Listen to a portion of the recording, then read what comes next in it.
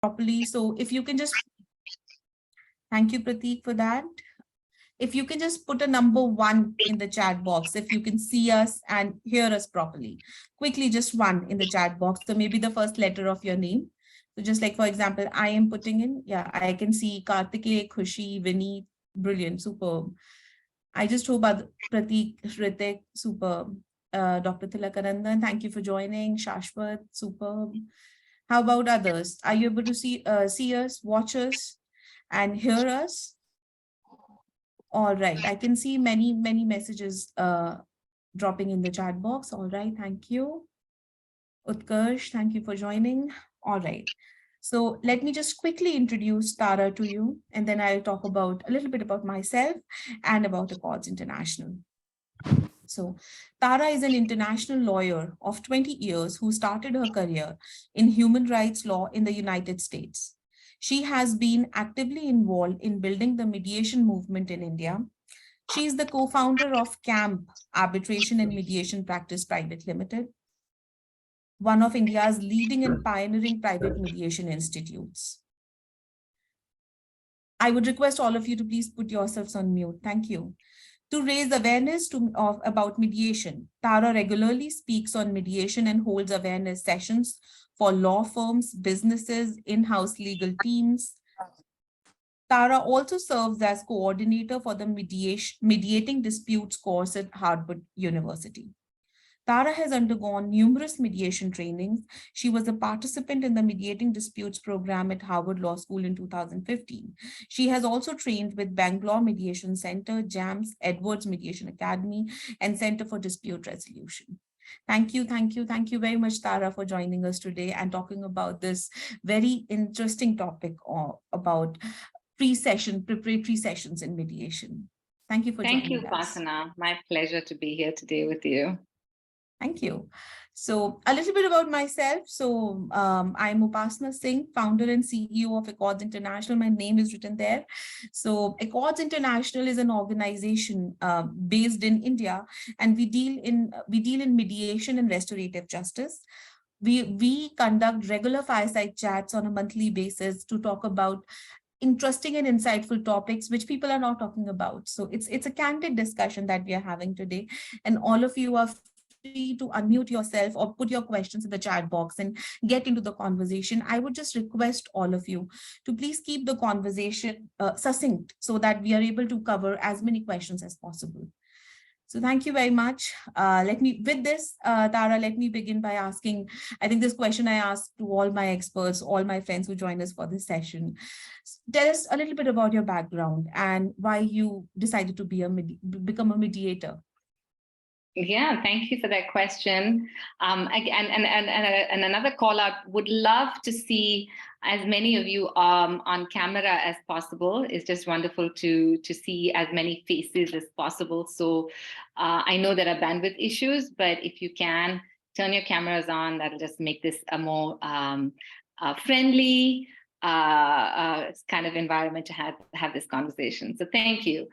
Yeah, Upasana, so I come from a family of lawyers. My mother is a lawyer. My grandfather was a judge of the Supreme Court. And from a very young age, I decided that I was going to go to law school. And I did go to law school.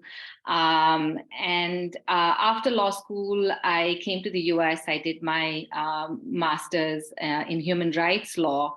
And I practiced human rights law for many years in the US, access to justice being a core part of my focus.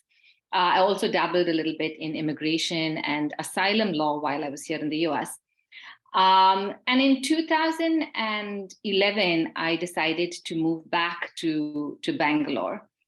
And, while I was in law school, I used to spend time in my mother's chambers. And I remember being struck by this one case. It was a young woman who's constructing her house. And she was on a site visit along with her husband and 2 young children. And her husband stepped on a live wire, which was negligently placed too low by the Urban Development Authority of the city in which she lived. And he was electrocuted to death. So when I was in law school, my mother was handling that case, and I was working with her on that case. And then, of course, I graduated. I went to the US. Was not in touch with that case. When I came back in 2011, I was again trying to figure out what I wanted to do, because my focus had been on international human rights law up until then. And I was back in my mother's office, and I saw this familiar face that walked into the office. My mother at that point of time had kind of winded down on her legal practice because she was more into mediation. And this familiar face that looked older came in with a box of sweets. And it was that same lady who I had worked on, whose case I'd worked on with my mom 10, 12 years prior. And she came in, and although she came with a box of sweets signifying she had won her court case, she certainly did not look like a winner in my eyes. And in from her sharing as well. So she said, yeah, I did win this case finally all the way up at the Supreme Court. But it took me 12 years and at great cost. I filed this lawsuit 12 years ago because here I was, a young woman with young children that I needed to bring up and support and grow.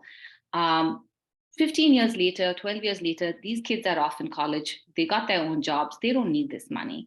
I had to go up and down to Delhi so many times. That time that I needed to spend with my children and be at work, I was going up and down to Delhi. So yes, today I won that case, but it came at a huge cost, and I don't know if it was worth it. I was sure that I did not necessarily want to get into legal practice. And that my mother at that point, who'd been a lawyer for 25 years, practicing both in the Karnataka High Court and the Supreme Court, had been introduced to mediation and was at that junction of, we should think of starting a private mediation setup, because she had started the court-annexed mediation program in Bangalore. And I said, sure, let me dabble with this and see what this is. I was trying to figure out my next step. And then that was history, because for me, mediation represents a human way to resolve disputes. It touches the access to justice concern hugely. And for me personally, it brings together my personal development as a human being, along with my professional aspiration to resolve disputes beautifully. So a long answer to your very short question on why I have chosen to be a mediator.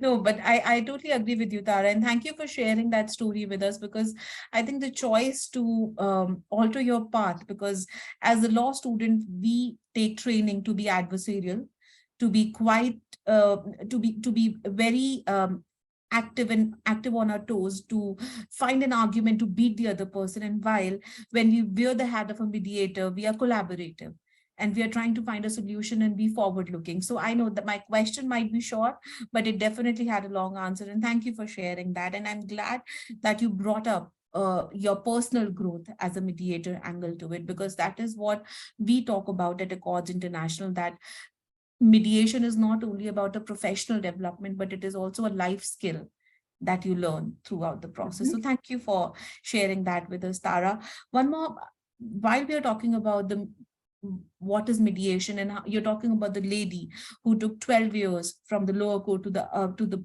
apex court and finally got the decision in her favor, there is something called a preparatory session in mediation. There are stages, different stages in process of mediation, just like different stages of trial in Indian litigation system, trial, high court, and apex court. There are stages also in a mediation process. But the preparatory session, pre-mediation preparatory session, is something that is quite new to the Indian audience. We have started talking about mediation in general. So I would want you to talk a little bit about what are we talking about today? What is pre-mediation preparatory session, and what is the purpose of this entire concept? Yeah. So the pre-mediation stage, we at CAMP call the convening stage. Some people call it the contracting stage. It's a very, very important stage in the mediation process. And it actually it plays a critical role in helping the mediation be set up for success. Now, if you think about it, mediation is, we as mediators think of mediation as a facilitated negotiation, right? You see a dispute as a situation where parties have tried to negotiate with each other, but they were not able to successfully negotiate, which is why they have come to a lawyer, they've tried to file in court, or they come to a mediator to be able to find a resolution. So the mediator sees a dispute as a negotiation that has not been successful, and all eyes are on trying to get the parties back onto a constructive negotiation. This is the stage where we as mediators are designing the process, trying to get an understanding of who are the people who need to be part of the negotiation. What are the documents that need to be present? Are there evaluations that need to be done? Is there more information that needs to be brought? So what are all the puzzle pieces that need to be brought together so that when the parties enter formally into the mediation process, they are set up for success? Remember also that mediation is a process about building trust. Why is trust important? Because it's only through trust that the parties are able to share critical information that will facilitate a constructive negotiation. It's through that element of trust that the parties build in the mediator, in the process, that the mediator is able to make that connect for the parties to be able to understand what their real needs and interests are. Remember, they're thinking about the dispute far more from a positional standpoint, from a legal standpoint. In mediation, we're trying to get them a little bit deeper. Why is it that you want what you want? All that information is only going to come up when there is trust that is built in the process as well as the mediator. So this pre-mediation stage is an important part of the mediation towards the trust building stage, where the parties are trusting the process, they're understanding the process. Remember also that parties don't know what this process is to a larger extent. And we use the pre-mediation stage to be able to help them understand what this process is, to be able to understand my style of mediation. Who am I as a mediator? Do you feel comfortable with me as your mediator? So all of these factors are also addressed at this stage of the process. An analogy, that I would draw to the pre-mediation stage is all the, extensive work that imagine you're a patient that needs surgery. You don't want to meet your surgeon for the first time on the table. You want to be able to know who this person is, what's the environment, what are you going to do, how painful is it going to be, how long is it going to take, what is my life after surgery going to be. All that information is being done pre-surgery. And consider the pre-mediation stage very much like that, where you're prepping yourself, you're prepping your parties, and you're setting yourself up to engage in a successful mediation. Yeah, I love your analogy of a surgery and meeting your doctor, not meeting your doctor for the first time on the operation table. So thank you for that. So I'm going to jumble up the questions a little bit here, Tara, not going according to the chronology that I sent you, because with this answer, I am somehow forced to ask that why we don't follow that in India. We have a quote annexed, since your experience is quite expansive, spreading in US and in India, both in the mediation circles. So why do you think that in India we have not started with it? Because in court, I can see that parties are bedazzled. They don't know why are they there. So why do you think that we don't do that in India? I mean, it's essentially because most mediation in our country are being done in court annex programs, right? So there isn't the time and the space to engage in a formal pre-mediation setup. But a lot of mediators do engage or should be engaging in this pre-mediation stage even after, even in a court annex mediation setup. So, I would say that it's a very, very essential part of the mediation process to engage in an active, thorough pre-mediation stage.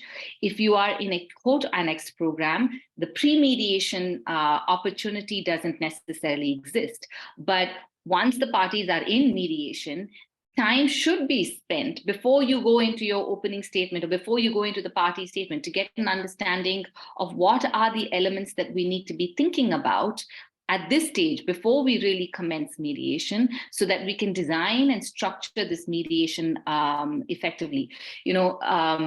Seasoned mediators will tell you that many bloody nose moments in mediation could be avoided if we do a strong pre-mediation setup. What are those kind of bloody nose moments? One, to make sure the right people are in the room, right? And that's happening because we are preparing and planning for it. Second, what are the kinds of settlements that have already been taken place? What are the kind of settlement conversations that have taken place? So like that, a lot of information is brought in at the early part of the mediation through a pre-mediation setup to help the mediator design out the rest of the mediation to make that mediation more successful and efficient. Yeah, I think these 2 points are really important, that you got to know who are the people required actually in the mediation process and who are there on the table and who have the authority to negotiate and settle. So Right. while we are talking on that, Tara, can this be done? Because I have seen mediations, court annex mediations in Delhi. Howsoever, I know, and my friends from outside Delhi tell that in different states, the evolution of mediation is different, even in the court annex programs. Maybe mediators in Hyderabad or in Bangalore, they are more evolved in terms of how to interact with parties when they are meeting them for the first time in a court annex program. So can we say that even in court annex programs, first meeting, half an hour can be dedicated, just like what you said, dedicated to know the parties more, and then not to worry about this constant pressure of a limited time period of 3 months in which you have to finish the mediation or get to the conclusion and do this pre-mediation thing, even in court annex mediation programs?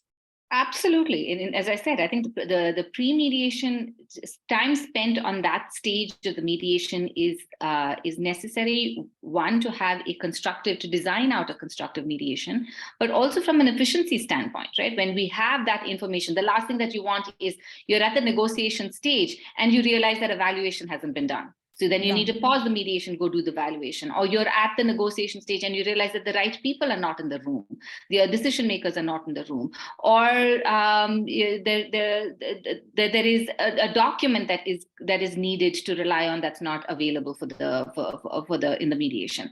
So it's also from an efficiency standpoint that we're talking about the pre-mediation stage being critical, so that that balcony approach, that big picture, is obtained early on in the pre-mediation stage, so that the mediator is able to design out an effective and a constructive process and an efficient process. Yeah, and there are a few friends of mine in their private mediations. So generally the pre-mediation session is not done by the mediator, but maybe some of the staff members or maybe, for example, it is a panel of mediators attached with an institution, and the institution has the case managers or the staff members who do this pre-mediation sessions, and then the mediator meets the parties when the mediation officially starts. Is that all right, or it does not matter who does the pre-mediation session? So I'll tell you what our practice is. Our practice is very much about the mediator doing the pre-mediation session. Now, what is the pre-mediation session? It essentially entails phone calls, conference calls. We at our practice typically start the conference calls with all the parties and the lawyers present. And what is the purpose of this?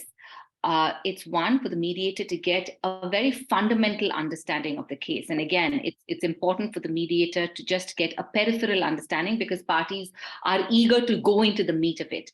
But at the pre-mediation stage, it's about getting a fundamental understanding, and it's the skill of the mediator to keep it at that stage and not get parties to deep dive into the dispute.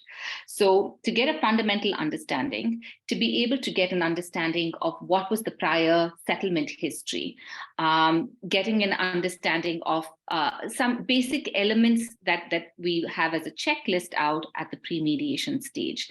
It's also the chance to educate the parties on what is mediation, to prepare them for what is lying ahead of them, to be able to address their concerns about what is the role of the lawyer, the role of the mediator, the party's role. So role clarification, all of that happens at the pre-mediation stage.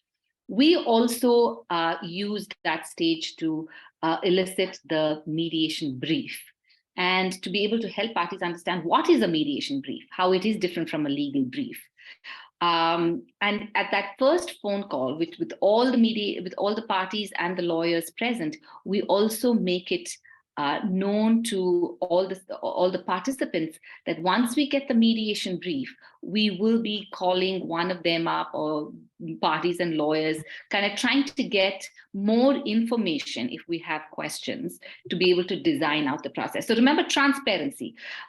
So you're setting yourself up, one, to get the initial information that you need, to get their buy-in that there will be continued conversations with individuals or small groups, only to be able to design out the process. So once the and this is all being done actively by the mediator. It is a stage of the mediation process. So it is done by the mediator. And once all of that is designed out, then we bring them in together for the formal opening and the start of the mediation process. But in our heads, as mediators, the pre-mediation stage is an essential stage of the mediation process. I get that. So there, with that answer, we sort of discussed my next question a little bit, but I'm going to ask that question anyway, so that if you have something more to say about that. Is there a decided structure to this session, or what is your structure? How do you design a pre-mediation session? So, go ahead. So is the structure of the pre-mediation? Yes. Is there something that we should keep in mind before heading into as mediator in that session, and some structure? Yeah, I mean, there's a whole checklist that we have built out for the pre-mediation stage. Essentially, this happens after you have got the buy-in from all the parties regarding engagement in the mediation process. So after the parties have agreed to mediation, and in our world, there is a lot of effort to get at least the two parties and the two lawyers on the table. Remember, that at the bare minimum, you're talking about getting the buy-in of 4 people. So once we've got all 4 critical stakeholders onto the table, at least the 2 parties and the 2 lawyers onto the table, then it is the pre-mediation stages. And in our practice, we start the pre-mediation stage with a conference call with everybody to get everyone on the same page. It's an opportunity for us as the mediator to be able to explain how we do mediation, what is mediation as per our practice, and who I am as a mediator. So to build that comfort even further, that this is the right process and I am the right mediator for them. Then it's the process again of trying to get an understanding of what are the elements that we need to be thinking about in order to make this a constructive negotiation, which is where the people, the information, the documents, the valuations, the surveys, sometimes as the mediator at the pre-mediation stage, you need to go on site and understand what the layout looks like.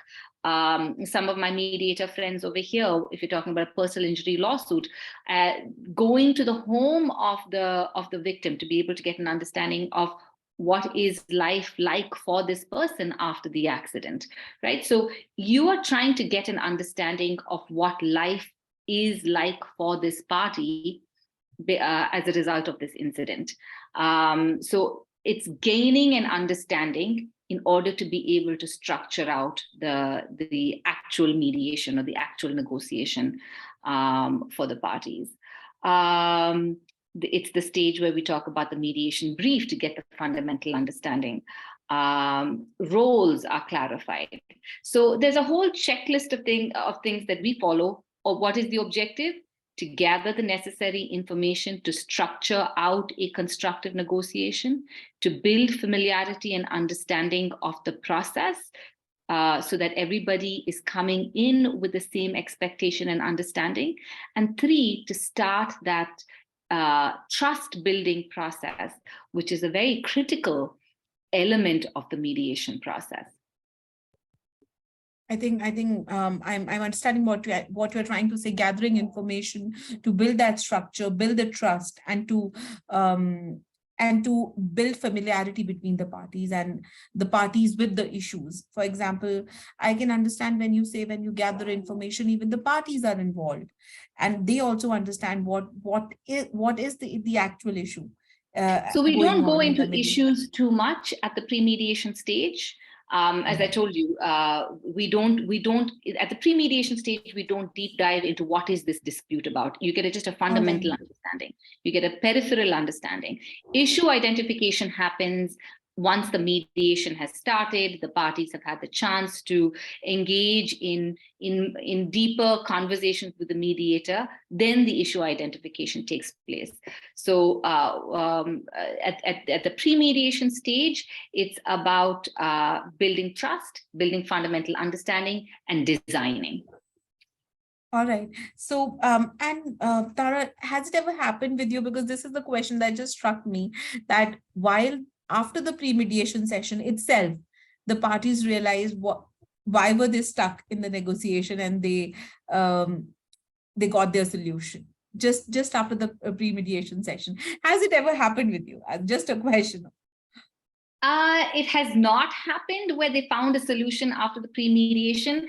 And again, that's essentially because, and there will be the attempt to say, okay, we can settle this way. But deceleration is a big word that we use in mediation, where we're not at solution stage. Maybe they'll settle outside the mediation on their own free will, with outside the intervention of the mediator. But if a mediator is part of it, as at least by my practice, if I am part of it, at this stage, I am not going into solutions. I'm not going into settlement terms. And if there's any effort to start bringing those out, I hold back, saying this is not the time at the mediation for us to be talking about settlement terms. The time will come when we will have this conversation with a lot more information and understanding, so that we can find terms that are that most meet your real needs and interests, and therefore are most sustainable. And with that answer, I want to go to my next question, Tara. But I would request all our participants, if they want to ask something, they can raise their hands, get involved in the conversation, or they can put their questions in the chat box. I can take up the questions while we are conversing. So thank you. Yes, please. I'd love that. Let it be a conversation. Of course, it's a conversation with Upasana and me, but with anyone else, it would be wonderful to be able to get. It would be wonderful. Yeah. Thank you. Thank you, Tara. So Tara, when you say that sometimes the parties, they would want to, they propose that they would settle. And at that time, you realize that they might be a little bit excited, and you propose that let's get into the solution stage, let's get into the process, and then we will deal with the solution there.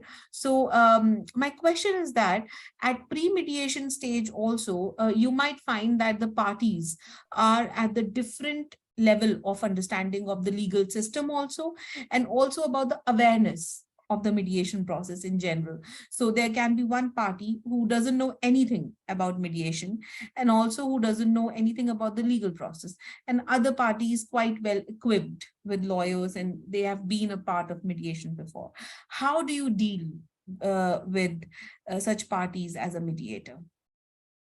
Those are precisely the reason why pre-mediation stage is critical, to be able to get that understanding that one is completely unfamiliar with the process and the other has been in 10 mediations and therefore is very familiar with the process.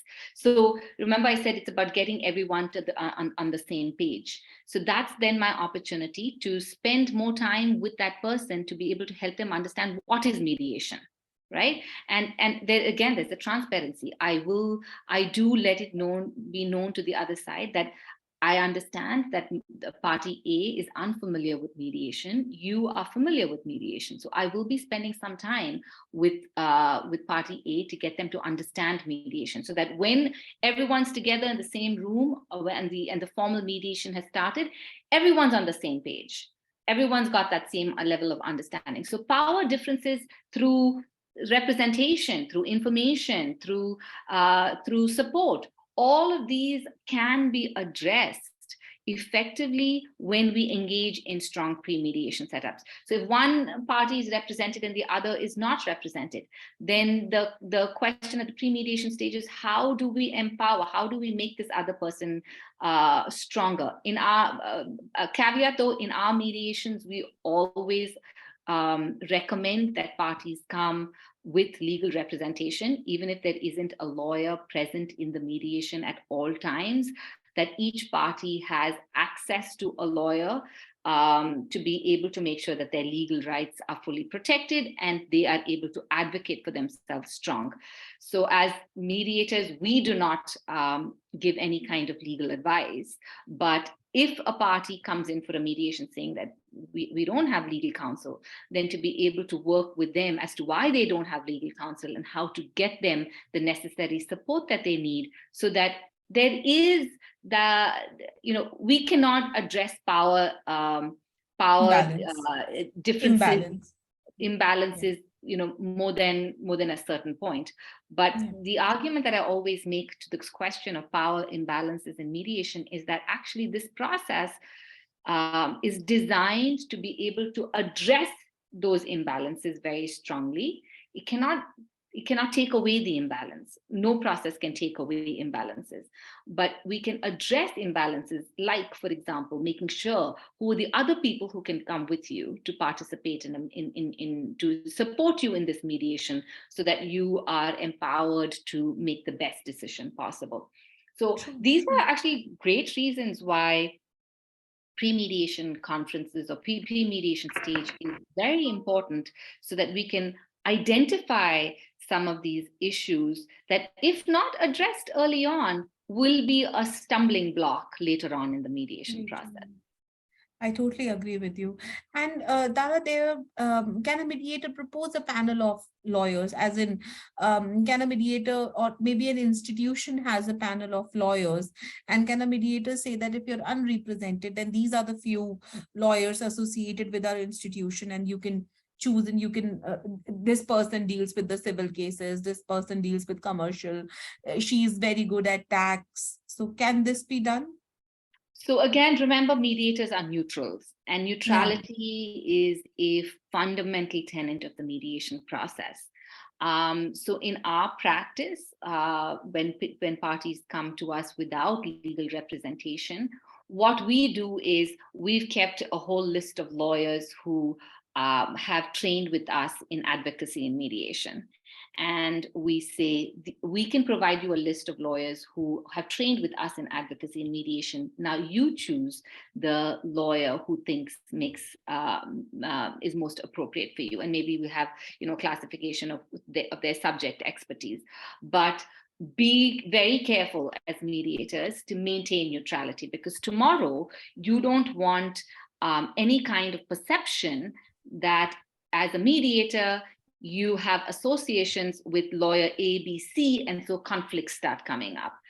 In order for you to be able to provide your services as an effective mediator, neutrality is a fundamental tenet, and all efforts must be in place to preserve neutrality. Yeah, definitely. And you should always avoid getting it backfire towards you, because I think, I don't know what's the case in US, but I think in India, mediators are not insured. but on the contrary, in UK, mediators have a specific insurance. That was quite fascinating to me to realize Oh and come to yeah. know this. Yeah, I don't No, know. liability insurance is a very important part of professional mediation practice. But this issue of recommending lawyers is about preserving a core tenet of the process, which is neutrality. So as mediators, we have to be careful that we don't come across as recommending certain lawyers, because then your neutrality starts getting compromised. Definitely. And we have a question by from Dr. Tilakanandan, Tara. So these are both very interesting questions. Thank you, Dr. Tilak.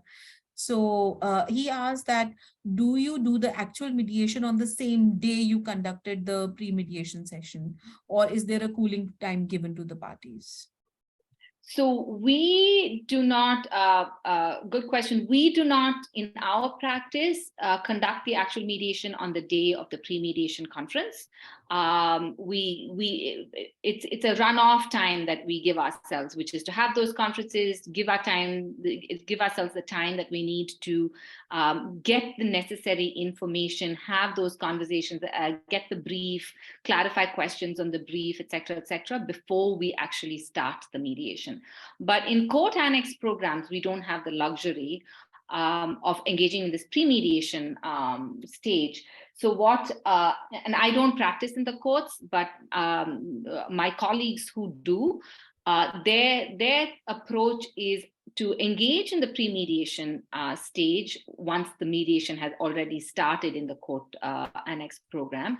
And if there is information, for example, that needs to be conducted, people that need to be brought in, then to schedule a time for the next session after engaging in that stage in the court program. I get that. I hope that answers your question. I hope that answers your question, Dr. Tilak. Yeah, thank you. So Tara, just informing you, and thank you, Dr. Tilak, for joining us. Dr. Tilak has been trained by AcIn's International in its first cohort of the mediation training. So he's a young mediator. So I think that's why he's, thank you. Another question by Dr. Tilak is, suppose one party does not turn up for the mediation, for the pre-mediation session. Right. So, so in our practice, we schedule these pre-mediation conferences.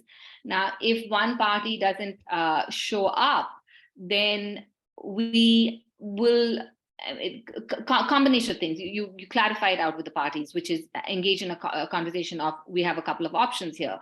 Should we just do this conversation, and then I will have a similar conversation with the other party that did not show up, or should we reschedule it? So through a process of consensus, gain an understanding on how we need to move forward.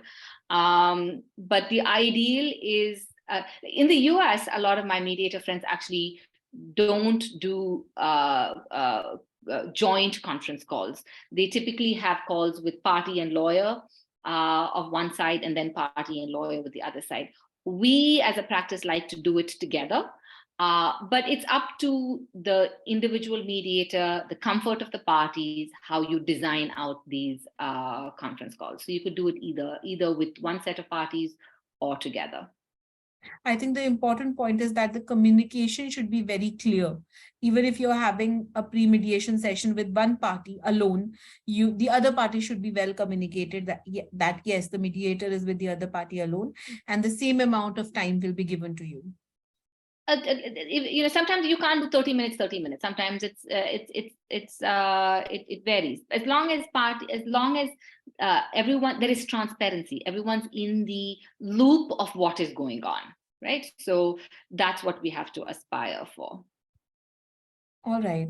Thank you. So there is one comment given by Rahul. I think I'm not able to understand. Rajat, I'm sorry, Rajat, opinion on conflict of interest during mediation process. So maybe Rajat, if you would want to give a better question, as an improvised version of this question, that would really help us. Or maybe if you want to unmute and ask. So thank you for that. That brings me to my next question, Tara. What are some common? Is Rajat going to ask that question, or we're going to hold this till the end? We are going to hold this till the end, or if Okay. you understand the comment better than me, then please go ahead, because I'm not able to understand how this comment relates with the pre-mediation session. Rajat, if you feel comfortable, would you mind unmuting and asking the question? Which is Rajat, it's still there. He's still there with us in the meeting. So why don't we just pause it and go to Rajat again at the end of the question, at the end of the Definitely. session. Definitely. I think that makes sense. All right. So Tara, another question is, what are the common fears and common concerns of the parties while they meet you for the first time in the pre-mediation session, particularly in India? I'm interested about the Indian concerns and issues. Right. So, you know, the biggest concern that we have seen is basically is not more than concern, it's unfamiliarity. People don't know what this process is. Very, very familiar with the court process. They know what a court process looks like. But especially if the judge has referred it out to mediation, or there is a mediation clause in the contract. Remember that even if there's a clause in the contract, they haven't really thought about it. And when it comes time to invoke that clause and they come to mediation, there is concern because they don't know. So it's about understanding what the process is. And for the most part, when parties understand the process, the fear is taken away. So be aware as future mediators that for the most part, disputant population does not know mediation, and any resistance that they have comes from a lack of understanding of what this process is, and therefore time must be spent on helping them understand that this is a very different process. You are in control.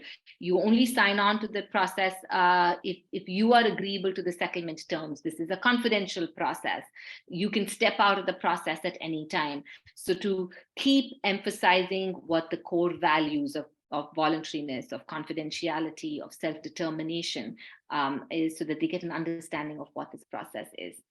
There is a lot of concern that that parties have that will I be sharing information in the mediation, or even now in this pre-mediation conference call, that can be used against me in court. So that's, you know, something to help them understand that you are in control over here. You don't share any information that you are not comfortable sharing. You only share as and when you're comfortable. And there are different ways to share. You can either share it in joint session. You can share it with me in private session. Confidentiality. Even if you share information that is not otherwise publicly available, that's not already there in your pleadings, this is confidential information that cannot be used against you. Remember, we've signed on to a confidentiality agreement. Everybody participating, lawyers, experts, participants, parties, observers, everyone is signing on to the confidentiality agreement.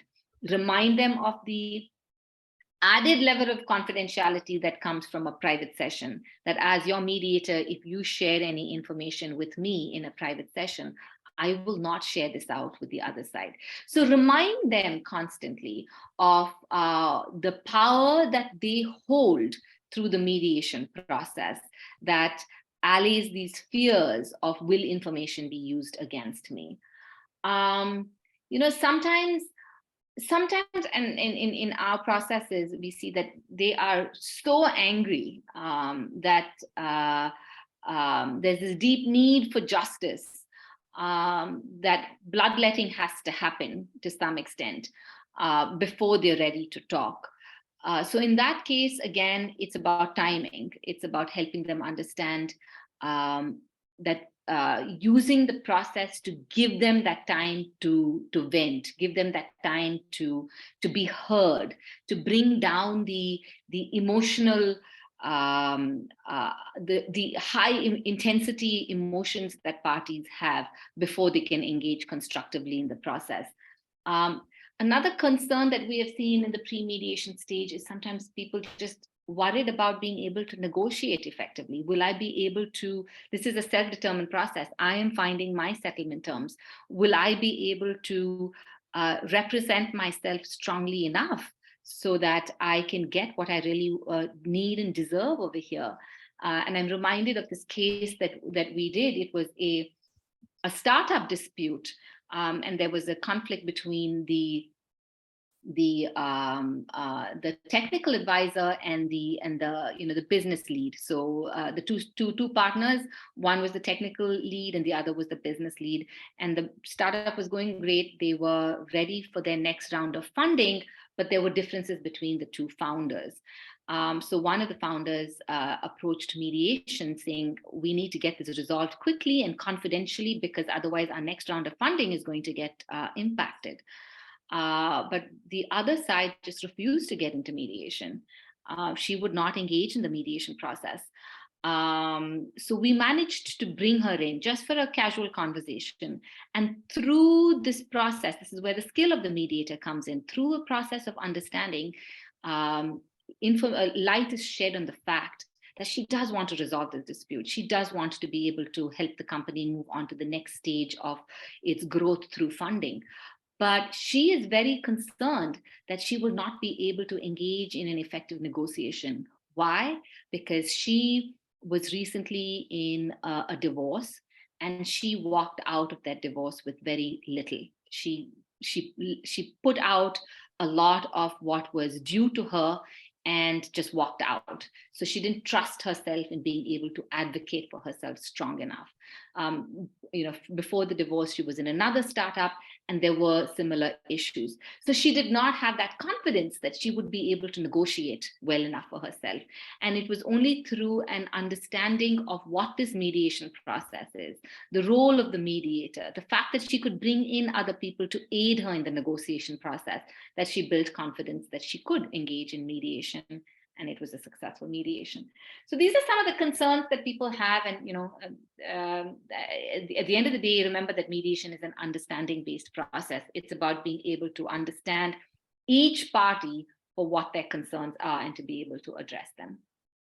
I think that is absolutely right. And I never looked at the pre-mediation session with this angle that sometimes parties are quite confused about their own capabilities, whether they'll be able to perform as in the negotiation process or not.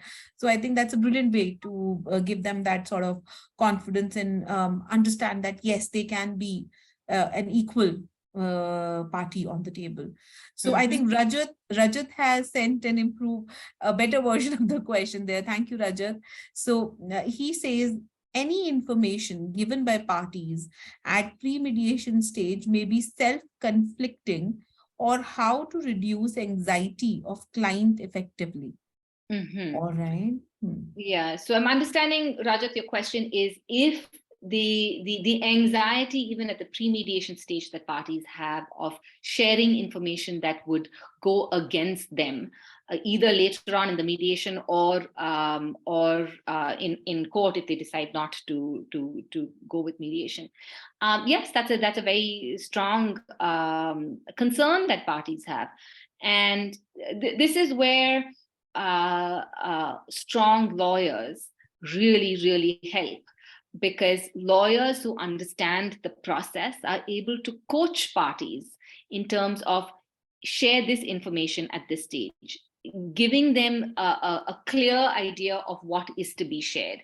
As mediators, to again reaffirm that you are in control of the information that you share. The pre-mediation stage is not about sharing deep information of a critical information. It is about sharing fundamental, peripheral, almost public information. It's giving me a gist of, this dispute is about my brother and me having a misunderstanding or not being able to understand how to scale the business further, and we feel like now is the time to split the business and take it the way each of us want to. So you're getting a very fundamental understanding at that joint session. Remember, the pre-mediation conference call is one of the calls that we have in the pre-mediation stage. After that, we get the briefs, we have more in-depth conversations with each person to understand what needs to be set up for this mediation in order to make it successful. Again, I want to reiterate, in the pre-mediation stage, we do not go into the depths of the dispute. All the details of the dispute, we do not go into. And as mediators, parties that they've been feeling this pain for a long time. They are eager to unload. And it is up to us as mediators to hold them back, to be able to say, I know this is important information that you are eager to share, but I want to be prepared to be able to take this information and use this at the right time. And now is not the time for this conversation. I assure you there will be time once we start this mediation where I will spend a lot of time to understand deeper what you are experiencing and what you are understanding. So know that the pre-mediation stage is not the time for sensitive, critical information to be shared. It's fundamental, big picture information to be able to help structure out a negotiation. I hope that answers your question, Rajat. Rajat, you can unmute yourself. Yeah, he says, thank you, ma'am, rightfully understood. Thank you, Rajat, for that question. I wanted to ask that question, so thank you for asking that. Another thing, Tara, because I could understand that the mediator has a very, very, very important role to play during the pre-mediation sessions, just like the actual mediation process, to calm the parties, to normalize the entire environment of the mediation, to make the parties familiarize with the process. So what are the common mistakes that mediators commit during pre-mediation sessions? Because like it's not that popular in India, but it is popular in the US and other countries. And I think it is getting popular in private mediations in India. So what are the possible mistakes that mediators commit or can commit during these sessions?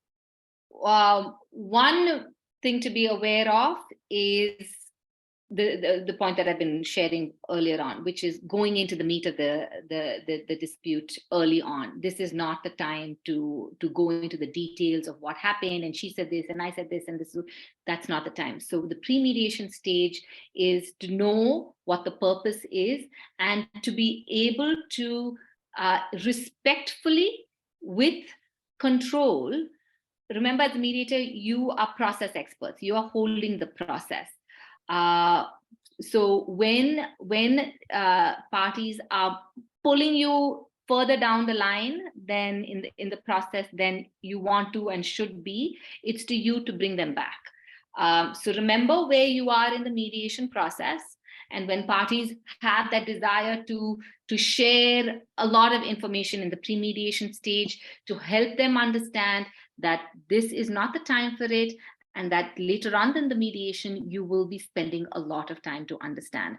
Now, why is that critical? One, because you are jumping into a stage of the mediation that's further down the line at the pre-mediation stage, which then confuses things for you and for your parties. There is that value in getting that information out at the right time. Second, especially if you are getting a lot of information from one side, then how does it impacting neutrality with respect to having to do the same thing with the other side kind of is taking you away from the pre-mediation stage of the process. So do remember, be aware of keeping your parties at the pre-mediation stage and reminding them what this stage is about and that there is the stage for more in-depth understanding later on. The second thing is, it's kind of linked to the first one, which is the need to accelerate, to jump into solutions. It'll happen throughout the mediation process, at the pre-mediation stage, at the early stage. Solution finding is going to come up very quickly. Again, to hold them to the stage that you are at, and if solutions start coming in to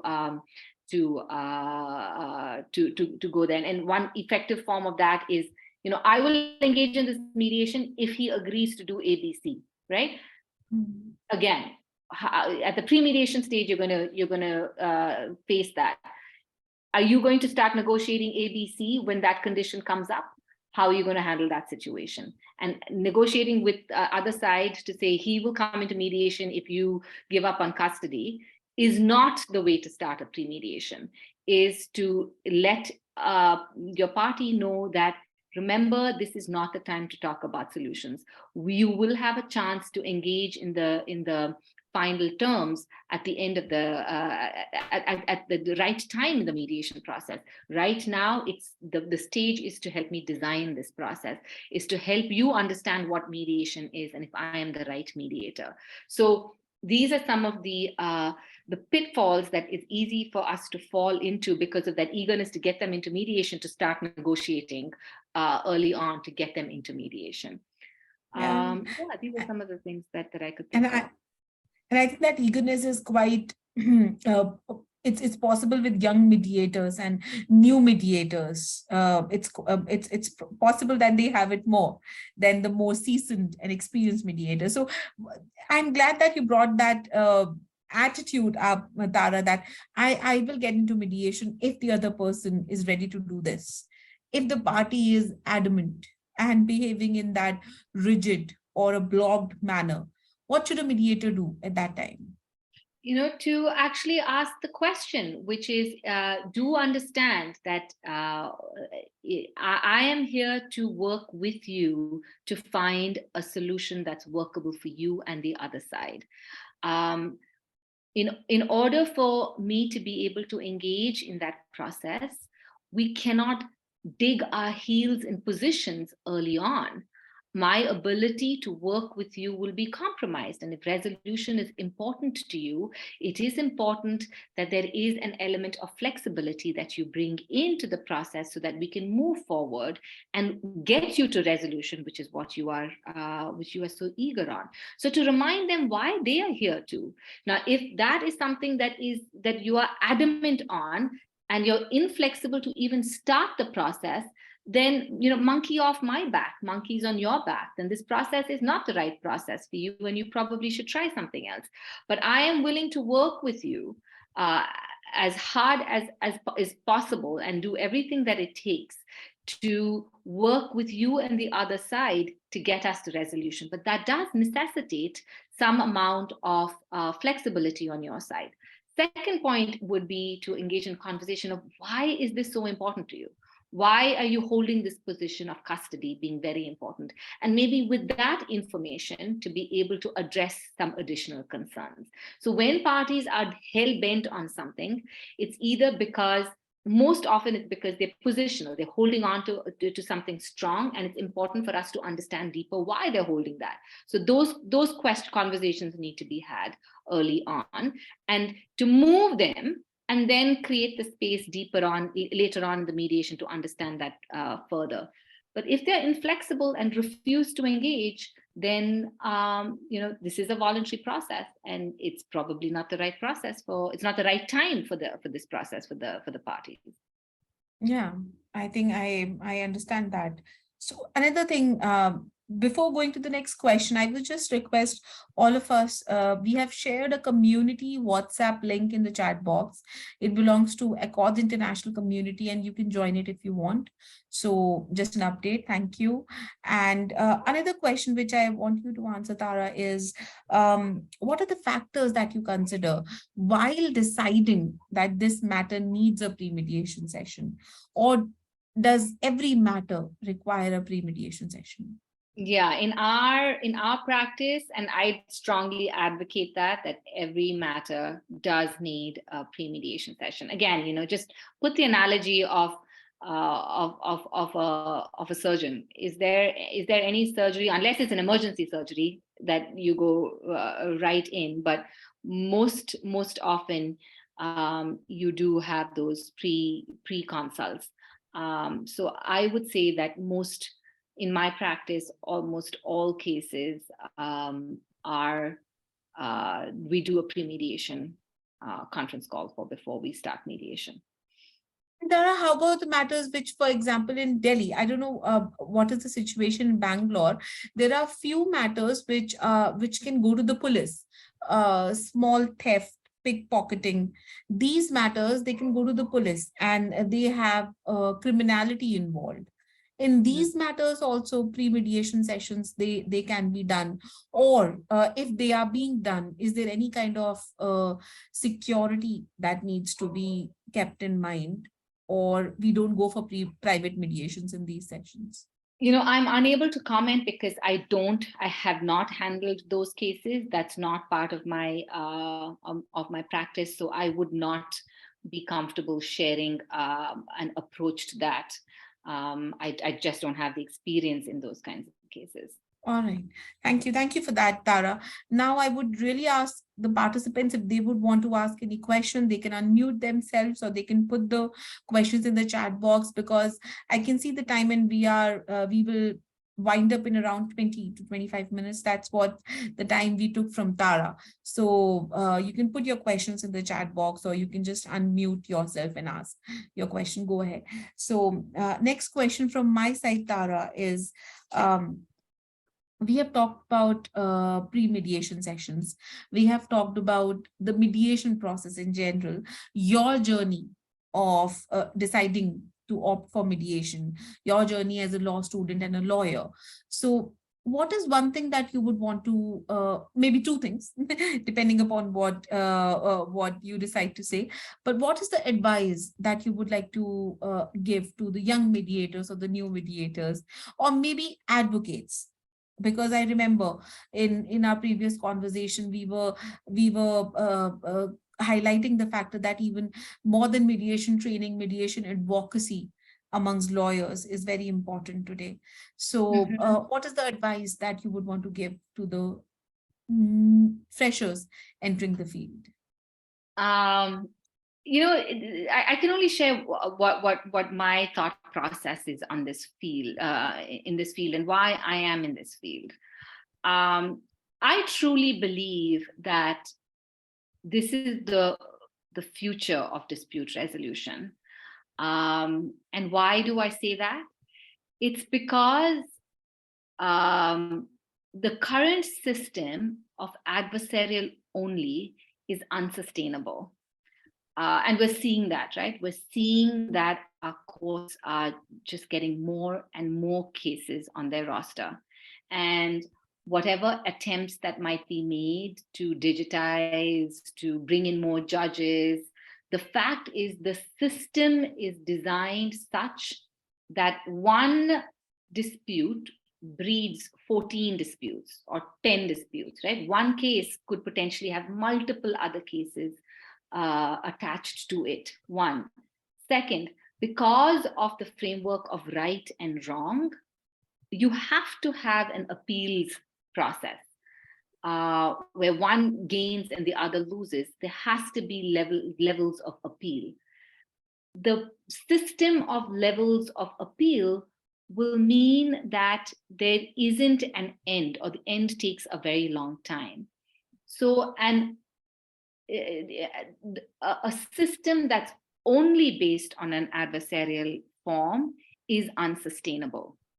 Second, I think there's an increasing understanding that managing conflict through a fight does not necessarily always yield peaceful, sustainable results.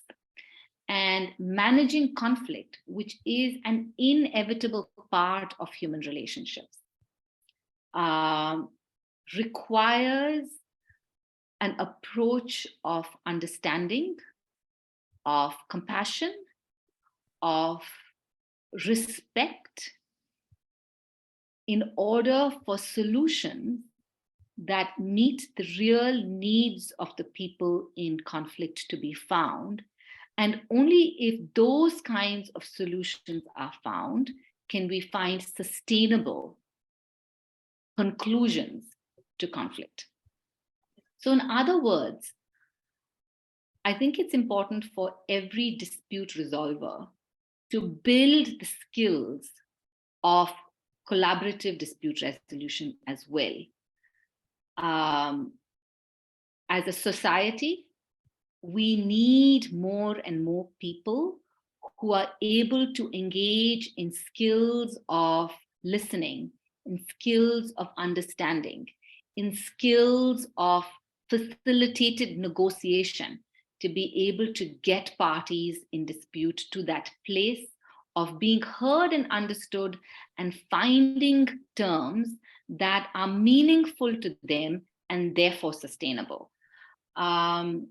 So again, I think to all lawyers in the room, to all dispute resolvers in the room, this is as important a skill that you need to be able to get your clients to resolution as is the skill of advocacy in a courtroom, of defending your client, of advocating for your client in a court of law. So yeah, I hope we're able to build that muscle into our community as well. Yeah, and adding to that, Tara, I think I'm quite happy to see that the law students and freshers in the legal field, they are quite interested, maybe thanks to the entire noise that was created by the introduction of mediation bill in the parliament, although now it's there, kept quietly in the parliament committee, standing committee, but still, because of that, at least people are talking about mediation, and I'm quite positive about the fact that people want to know more. So Exactly.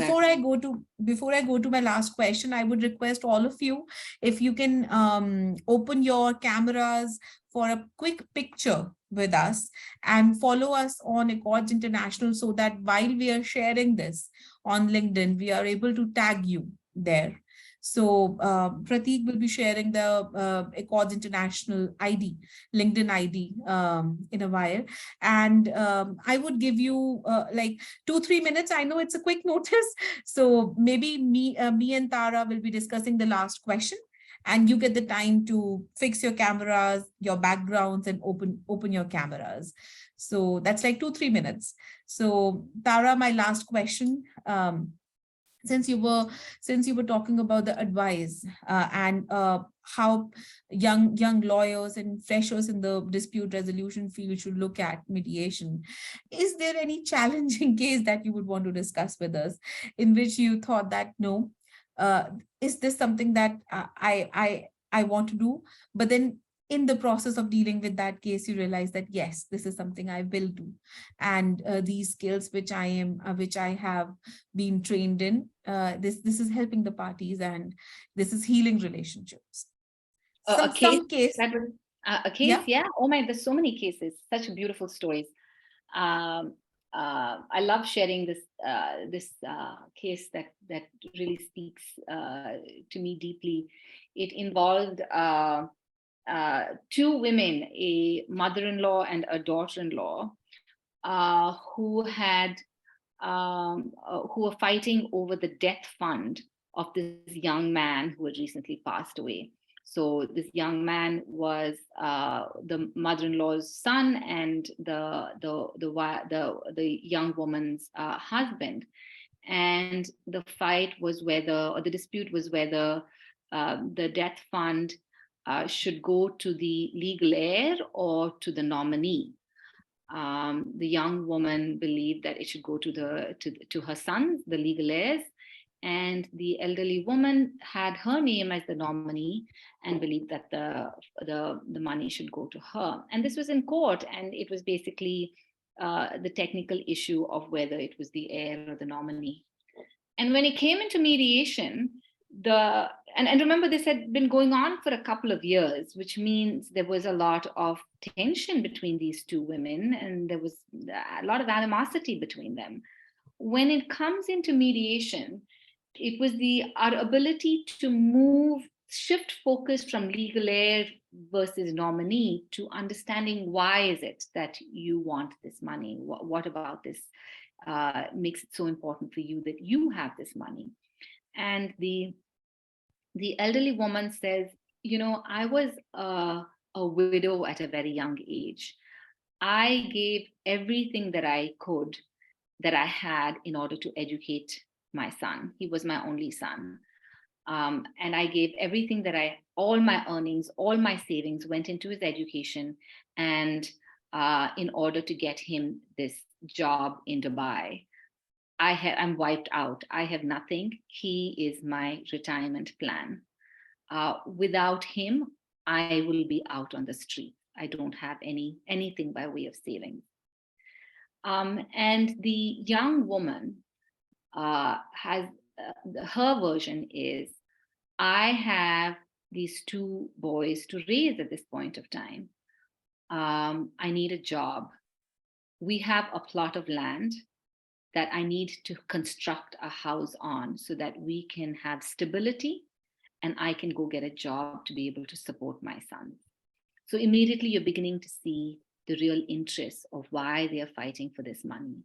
And a case that started with such anger and hurt between these two women resolved in the most beautiful way of the money went to the young woman to construct a home. She agreed to construct a room upstairs for her mother-in-law and pay a certain amount of money to her every month. During the course of the mediation, it also came up. She, of course, said, I have no family left. I miss my children, my grandchildren so deeply. I miss my daughter-in-law's cooking. She's such a good cook. I miss her cooking. So part of the settlement was that twice a week, the daughter-in-law would cook dinner for her mother-in-law. And with the room that was constructed upstairs where the mother-in-law would live, she felt comfortable about going to work because the boys would be taken care of. And the joy of seeing two people who came in looking like they were ready to kill each other, leaving hand in hand with these two boys together as a family again, was probably one of the most beautiful experiences. And like that, there are so many stories, right? Because this conflict is about humans or the human stories that have been misunderstood. And when we gain that understanding and help them see each other differently, the innate goodness, the innate desire that people have to actually connect again is reestablished. So yeah, that's one story. There are so many stories that I'm sure all of you have to share as mediators. But then thank you for sharing that story, Tara, because I can relate to a situation where as mediator, you feel that, yes, these two people are about to kill each other. And then after the process is successfully concluded, you realize that out of the box thinking and creative solutions can really help the parties. So thank you for sharing that. Now, I would request all of us to please switch on, all of you to please switch on your cameras if it's possible. We will take a quick picture with Tara here, and we will tag you on LinkedIn. So if you want, you can follow us on LinkedIn, AcIn's International. So Prateek, maybe just take the picture in like next 3 seconds. Let others also switch on their cameras if they are switching it on.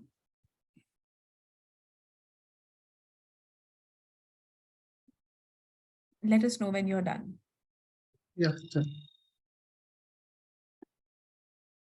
Yeah, it's done. All right. Thank you. Thank you very much, Prateek. Tara, you're most, I'm very thankful to you that you accepted the invitation and you joined our Fireside Chat program. You interacted with our participants, and this is a monthly event that we organize.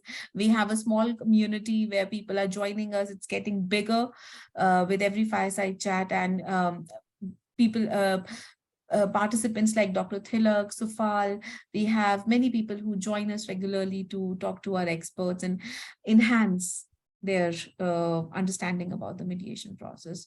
Anything that you would want to talk to, share with us, with our participants? Absolutely wonderful. Just to gain better understanding, has everyone, all of you here, been through some kind of mediation training? Or yeah, hands up to all those who've done a mediation training.